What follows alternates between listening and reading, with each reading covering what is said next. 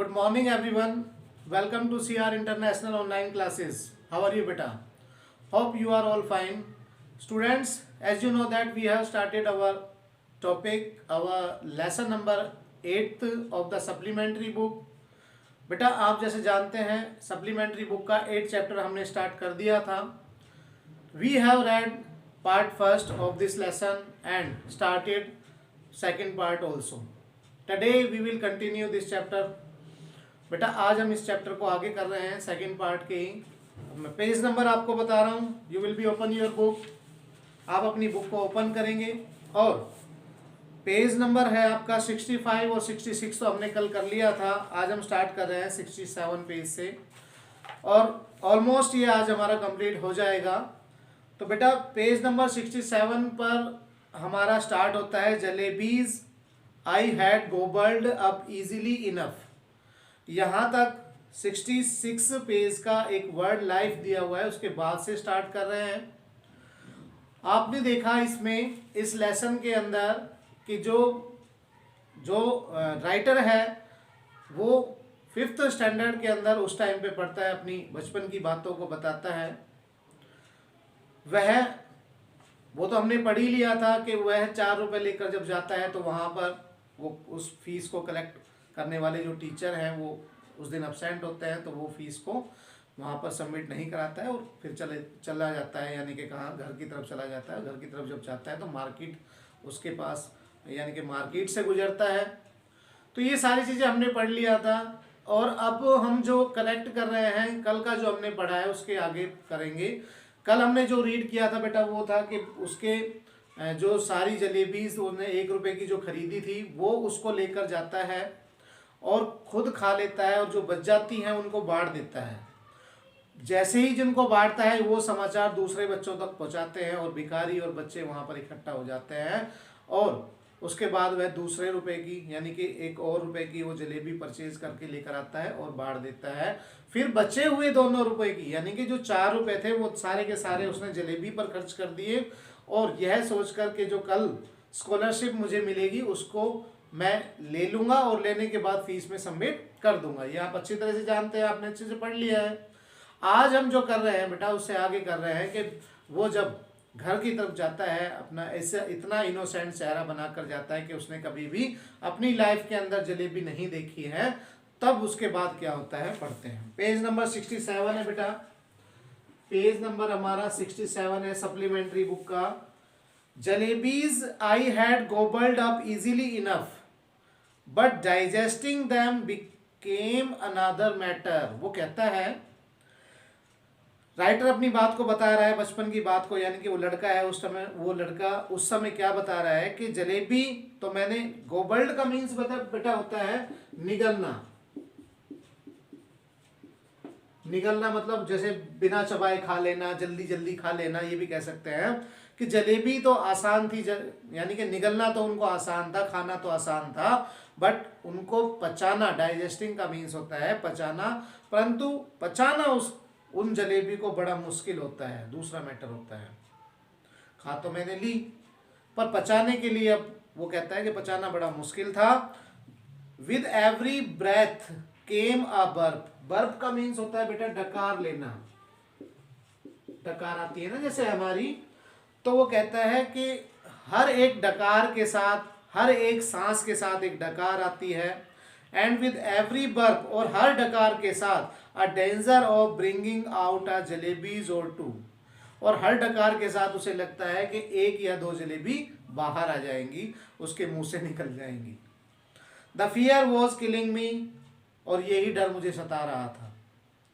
Eight night I had to eat my dinner as well as उस रात को मैंने अपना डिनर किया, रात्रि का जो भोजन होता है वो किया जैसे मैं करता था. If I had not eaten, यदि मैं नहीं खाता, I would have been asked to explain why I did not want to my food. अगर मैं नहीं करता तो मुझे इस बात का बताना होता या मुझे बताना पड़ता कि मैंने किस वजह से भोजन नहीं किया है. I would have been asked to explain why I didn't want to food. And if I had pretended illness, और यदि मैं बीमार होने का बहाना बनाता कि भाई मैं बीमार हूँ, इस वजह से भोजन नहीं खा रहा हूँ, तो doctor would have been summoned. Summon का मीन्स होता है बेटा बुलावा भेजना, बुलाने के लिए भेजना, बुलावा भेजना। तो डॉक्टर को बुलावा भेजा जाता, यानी कि डॉक्टर को बुलाया जाता।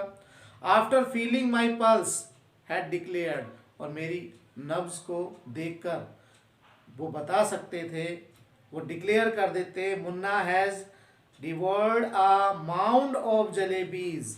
माउंड का मीन्स बेटा होता है ढेर, काफी संख्या में। तो वो कहता है कि वो डॉक्टर फिर बता देते हैं कि मुन्ना तुमने तो बहुत सारी जलेबी खाई है, आई वुड सिंपली डाई, तो फिर तो मैं मर ही जाता। समझ में आ रहा है बेटा? उसके बाद क्या कहते हैं, the result was that all night I ले coiled up like a jalebi suffering a stomach एक। वो कहता है कि पूरी रात, इसका परिणाम ये निकला कि पूरी रात मैं जलेबी की तरह लिपटा हुआ, कुंडली मारे हुए, पेट दर्द से लिपटा रहा, यानी कि लेटा रहा।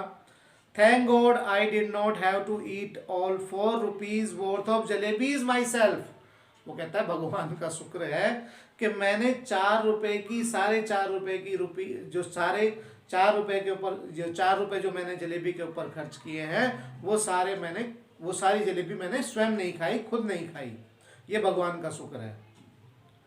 अदरवाइज एज दे से, अदरवाइज यानी कि अगर ऐसा हो जाता तो लोग कहते, when children speak flowers shower from their mouths, but I would be the first child in the world with whose every word a crisp fried jalebis would come out।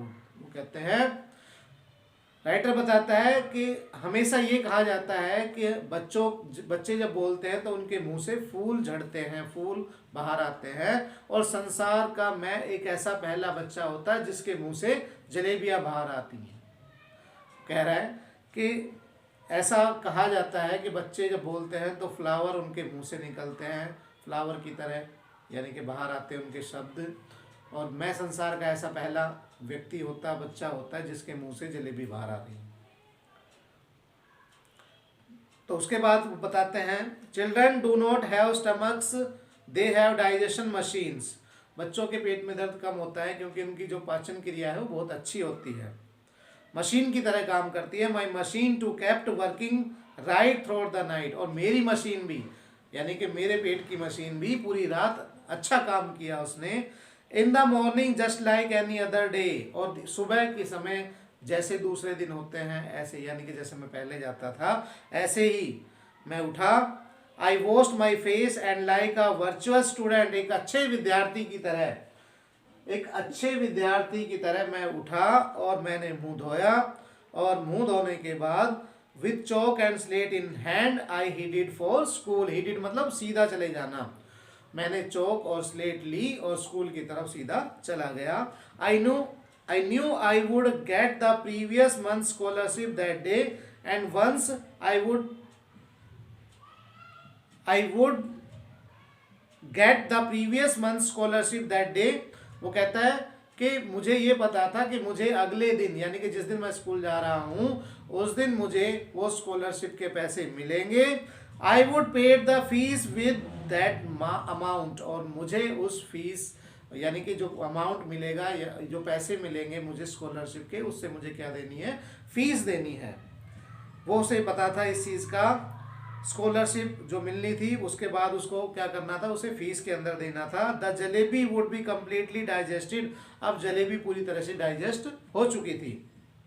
But when I go to school, परंतु जैसे मैं school गया, I found out that the scholarship was going to be paid the following month. परंतु जैसे ही मैं school पहुंचा तो मुझे इस बात की सूचना मिली कि जो स्कॉलरशिप मिलने वाली थी वो मिलेगी कब, अगले महीने मिलेगी। बुरा काम हो गया उसके लिए। My head started to spin, चक्कर आ जाना, मेरा सर चकराने लगा। I felt as if I was standing on my head and could not get on to my feet again even if I tried.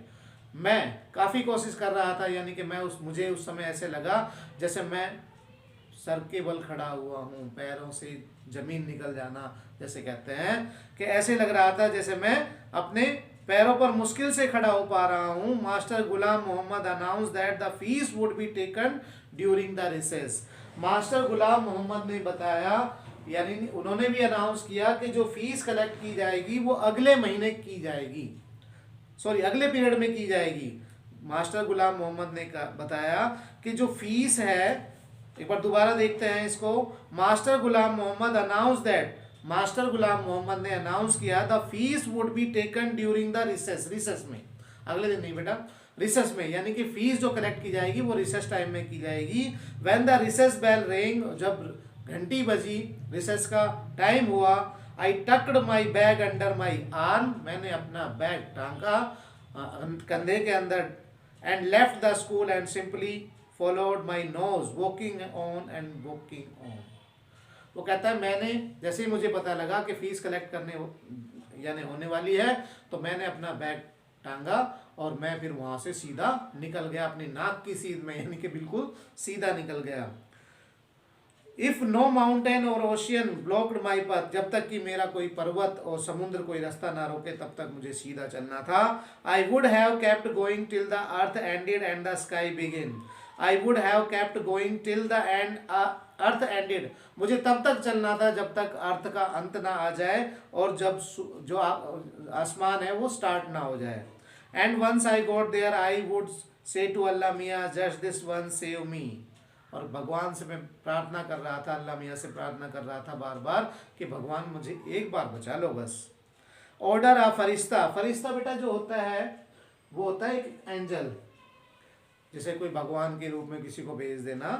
कहता है कि मुझे कोई आज बचा लो और किसी फरिश्ते को ये आदेश दो to pass by and drop just 4 rupees in my pocket, कि मेरे पॉकेट के अंदर आके वो 4 रुपए रख दे। I promised I will use them, मैं वादा करता हूं कि मैं उन्हें यूज करूंगा। To pay my fees not to eat jalebis, fees के ऊपर यूज करूंगा, जलेबी के ऊपर नहीं।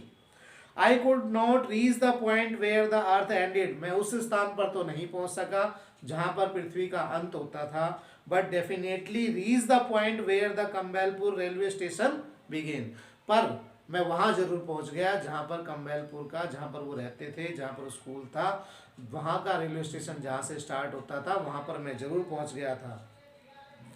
अब उसके बाद वो कहते हैं नेक्स्ट पेज पर बेटा लिखा हुआ है हमारा 68 पेज पर, the elders had warned me never to cross the railway tracks. Elders ने मुझे बताया था कि जो रेलवे ट्रैक्स है उसको कभी पार नहीं करना है, यानी कि उसको क्रॉस कर कर कभी नहीं जाना है। The elders had also warned me that, पर एल्डर्स ने तो मुझे ये भी बताया था that one must never eat sweets with one's fees money, यानी कि फीस के पैसे से कभी भी मिठाई नहीं खानी है, कभी भी जलेबी नहीं खानी है, ये बात भी तो कही थी।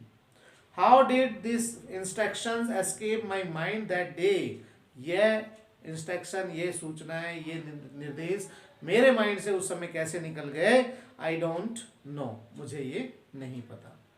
तो बेटा वो रेलवे ट्रैक के पास पहुंच जाता है, अब वो स्टेशन पर जाता है, क्या होता है इसके बारे में हम पढ़ेंगे नेक्स्ट वीडियो के अंदर। इस वीडियो को अच्छे से वॉच करें ताकि आपकी कनेक्टिविटी आगे अगली वीडियो के लिए बनी रहे। तब तक के लिए बेटा गुड बाय।